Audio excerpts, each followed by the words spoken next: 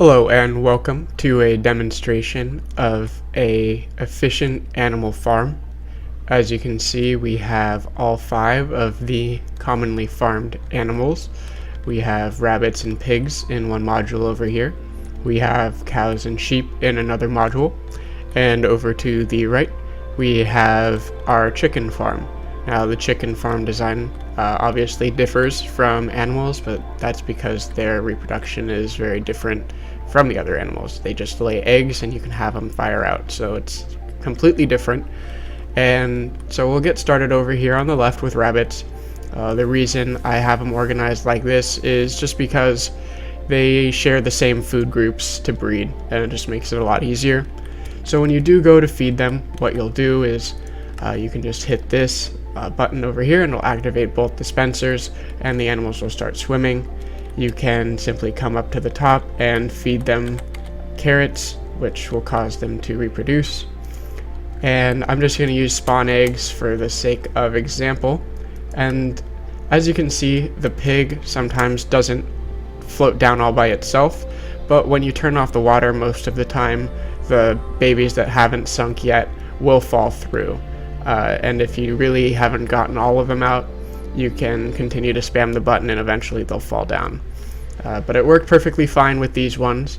And at the bottom here you have the fire cooker. It's just a 1-tick pulse of lava which causes them to burn. When they die, they will drop their loot into these chests. Those were babies, so they didn't have anything. With the rabbits, you do want to have the option of Splash Potion of Harming, because then you'll be able to switch to a looting sword, which will allow you to gather a lot more rabbit's foot. When you do throw the Splash Potion, make sure you have the animals swimming. There'll be an additional block higher, which will decrease their likelihood of getting hit by the Splash Potion, and it's really going to be a pain to put them back up. So once they're swimming, you'll activate the lava like you normally would, which will cause them to start burning.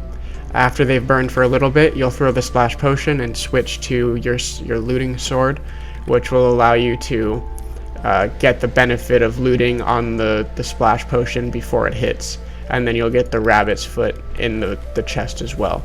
So it is an option for that, and then you can turn off the water when you're done.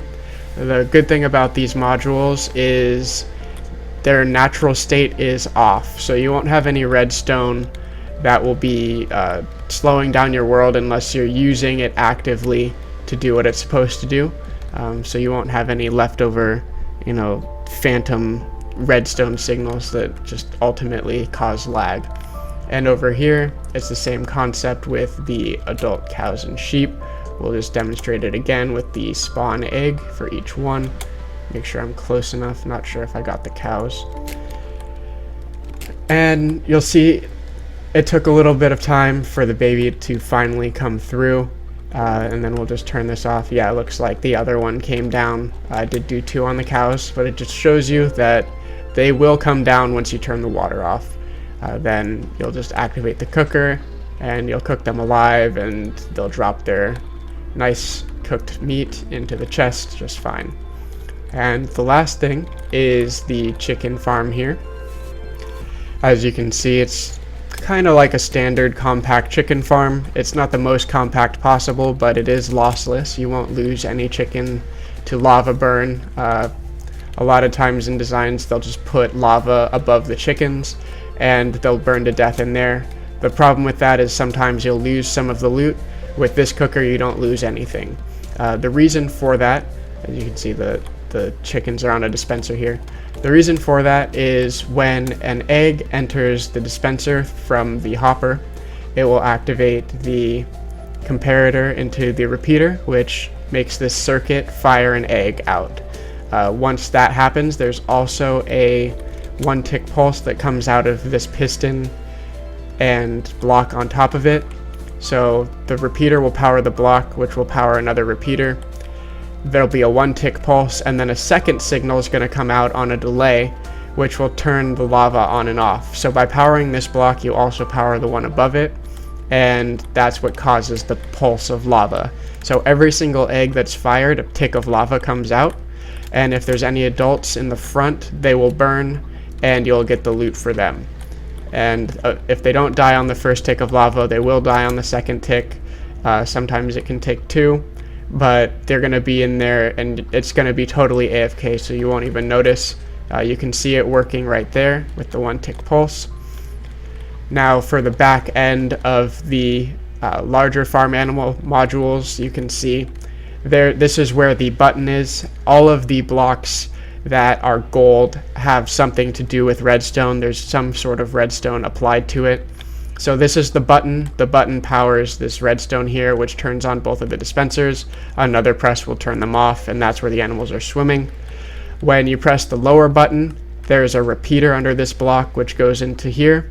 This is another one of those piston 1 tick pulsers. So when this gets powered, it will send a quick pulse.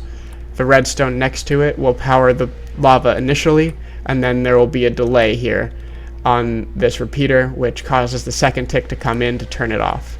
And it's just mirrored on both, and there is 1 block in the middle to separate them so that these lines don't cross.